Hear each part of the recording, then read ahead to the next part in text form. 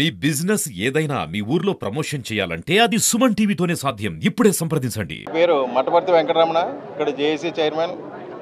ఈరోజు రెండవ రోజు ఇక్కడ భోజన విరామ సమయంలో నిరసన తెలియజేయడం జరుగుతుంది.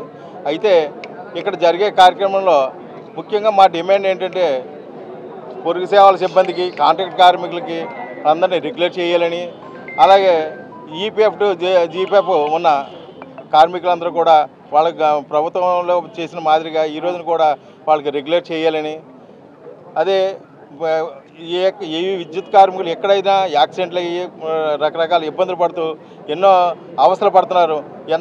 ఎన్నో పేషెంట్స్గా ఇబ్బంది పడుతూ ఏ హాస్పిటల్లో కూడా సరైన చికిత్స మాకు అందట్లేదు. దానికి సంబంధించిన సౌకర్యాలు కోరుతున్నాం. మేము ఈ ఎట్టి పరిస్థితుల్లో కూడా వాళ్ళకి అపరిమిత మెడికల్ పాలసీని ఇవ్వాలని చెప్పేసి తెలియజేసుకుంటున్నాం. అలాగే గత జేఏసీలో జరిగిన చర్చల్లో ప్రభుత్వం ఒప్పుకున్న అనేక ఒప్పందాలు కూడా ఈ రోజున వాళ్ళు ఉల్లంఘించడం జరిగింది. మరి అవన్నీ కూడా పరిష్కరించాలి. అలాగే డిఎల్ పెండింగ్లో ఉన్నాయి, పెండింగ్ డిఎల్ని ఇవ్వాలి. అదేవిధంగా రెగ్యులర్గా ఉన్న రెగ్యులర్ సర్వీస్లో ఇప్పుడు నూతనంగా కార్యనియామకంలో జరిగిన యాక్సిడెంట్లో జరిగిన ఉద్యోగులకి, వాళ్ళకి వారసులకి ఇచ్చే ఉద్యోగాల్లో వాళ్ళకి సరైన సర్వీస్ రూల్స్ లేకపోవడం ఈ రోజున చాలా ఇబ్బందికరంగా ఉంది. ఒకే సంస్థలో పనిచేస్తూ ఒకే రకమైన హోదాలు నిర్వహిస్తున్నప్పటికీ కూడా వాళ్ళకి ఏ విధమైన సౌకర్యాలు లేకపోవడం, వాళ్ళకి కాంట్రాక్ట్ కార్మికుల కింద వాళ్ళ పరిస్థితి కాంట్రాక్ట్ కార్మికులతో సమానం అయిపోయింది వాళ్ళ పరిస్థితి. వాళ్ళని కూడా అన్నీ రెగ్యులర్గా చేయాలని, అలాగే ఎనర్జీ అసిస్టెంట్లు, ముఖ్యంగా ఎనర్జీ అసిస్టెంట్లు అనేక మంది ఎంతోమంది ఈ ప్రభుత్వంలో అనేక మంది గాయాలకు పాలయ్యారు, అంగవైకల్యంతో బాధపడుతున్నారు. అలాగే ఎంతోమంది కుటుంబ సభ్యులకి ఆసరా లేకుండా పోయింది. వాళ్ళందరినీ కూడా ఈరోజు అటువంటి వాళ్ళందరికీ కూడా ప్రభుత్వం ఆదుకోవాలి. అదే పరిస్థితిలో ఈ ఎనర్జీ అసిస్టెంట్లను కూడా రెగ్యులేట్ చేయాలని ఈ సంస్థలో విలీనం చేస్తే వాళ్ళు ఎన్నాళ్ళ నుంచి ఈ 6 సంవత్సరాల నుంచి కూడా చాలా ఇబ్బందులు ఎదుర్కొంటున్నారు. మరి వాళ్ళందరికీ కూడా సరైన న్యాయం చేయాలని చెప్పేసి తెలియజేసుకుంటున్నాను. నా పేరు రాజరత్నం అండి. నేను ఉమ్మడి తూర్పుగోదావరి జిల్లా జేఏసీ కన్వీనర్గా పనిచేస్తున్నాను. మరి ఈ రోజున అమలాపురం డాక్టర్ బిఆర్ అంబేద్కర్ కోనసీమ జిల్లాలో మరి ధర్నా కార్యక్రమం నిర్వహిస్తున్నాం. 15వ తారీఖు నుంచి మరి కార్యక్రమం మొదలైందండి. 15, 16 నెల బ్యాడ్జీలతో కార్యక్రమం చేసాం. 17, 18 మరి ఈ రోజున భోజన విరామ సమయంలో నిరసన తెలియజేసి తర్వాత కార్యక్రమం మరి 18, 19 కూడా మరి రిలే నిరాహార దీక్షలు ఉన్నాయి. ఆ కార్యక్రమాలు తీసుకువెళ్తాం.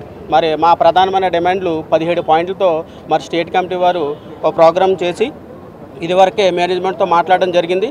వాళ్ళు ఆ రోజున ఈ పాయింట్లన్నీ కూడా 17 పాయింట్లు ఇస్తామని చెప్పి హామీ ఇచ్చి మరి ఆ పాయింట్లు చేయకుండా మమ్మల్ని మోసపూరితమైనటువంటి ప్రయత్నం చేశారు. అందువల్ల మా పైన ఉన్నటువంటి స్టేట్ నాయకత్వం వీటి మీద మనందరం కూడా కార్యక్రమాలు నిర్వర్తించి మన హక్కులు సాధించుకుందామనే విషయంతో ఈ కార్యక్రమం మొదలుపెట్టడం జరిగింది. మరి స్టేట్ కమిటీ వారికి ప్రత్యేకమైనటువంటి ధన్యవాదాలు తెలియజేస్తున్నాం సార్. కార్మిక సమస్యల్ని మరి ప్రజల దగ్గర తీసుకెళ్ళాలి. ప్రజలతో పాటు మీడియా మిత్రులకి అలాగే కన్జ్యూమర్లకి అన్నీ కూడా అన్ని సేవలు అందిస్తూ మన ఎవరిని ఇబ్బంది పెట్టకుండా మన ప్రభుత్వంలో భాగం కాబట్టి మనం వాళ్ళకి ఎటువంటి ఇబ్బందులు కలగకుండా కార్యక్రమాలు జరపాలని చెప్పేసి పెద్దలు నిర్ణయించడం జరిగింది. ఆ కార్యక్రమంలో భాగంగానే మరి ఈ కార్యక్రమం జరుపుతున్నాం. అలాగే మేము ప్రధానమైన డిమాండ్ ఏంటంటే మొదటి డిమాండ్ మెడికల్ పాలసీ, అపరిమిత మెడికల్ పాలసీ కావాలని చెప్పేసి మేము అడగడం జరిగింది. ఎందుకంటే చిన్న కంపెనీల్లోనే వాళ్ళకి చిన్న కార్డులు ఇచ్చి వాళ్ళకి ఎంత ఖర్చు అవుతుందో అంత ఖర్చు కార్డుల ద్వారా వాళ్ళు చేసుకుంటున్నారు.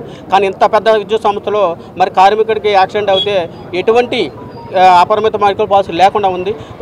ఉదాహరణకి యాక్సిడెంట్ అయిన జేఎల్ఎంలు కానీ లేకపోతే లైన్మెన్లు కానీ ఎల్ఐలు కానీ ఎవరికైనా చిన్న కార్యక్రమం యాక్సిడెంట్ అయితే హాస్పిటల్కి తీసుకెళ్తే ఏ హాస్పిటల్ కూడా క్రెడిట్ కార్డు ఇవ్వలేని పరిస్థితిలో ఉన్నారు. మరి జేఎల్ఎంలు అయితే చాలా ఇబ్బంది పడుతున్నారు. మరి 2019లో జాయిన్ అయినటువంటి జేఎల్ఎంలు ఇంతవరకు వాళ్ళకి రెగ్యులర్ అవ్వలేదు. వాళ్ళకి సెపరేట్ రెగ్యులేషన్స్ ఇవ్వాలని మరి ఈపీడీసీఎల్ చూస్తుంది.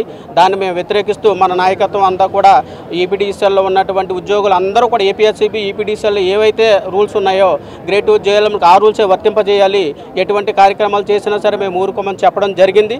అందువల్ల దయచేసి అలాగే ఈపీఎఫ్ టు జీపీఎఫ్ మరి 1999 తర్వాత జాయిన్ అయిన వ్యక్తులకి ఈపీఎఫ్ టు జీపీఎఫ్ అనే సౌకర్యం కావాలి.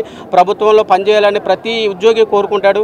ఎందుకంటే అతను రిటైర్డ్ అయిన తర్వాత మరి అతనికి కొడుకులు కానీ పిల్లలు కానీ చూడకపోతే ఈ ఫంక్షన్ వాళ్ళకి భరోసాగా ఉంటుంది. కాబట్టి వాళ్ళ ఆరోగ్య విషయంలో కానీ దేంట్లో అయినా సరే ఈపీఎఫ్ టు జీపీఎఫ్ అనేది చాలా అవసరమని చెప్పి తెలియజేసుకుంటున్నాం.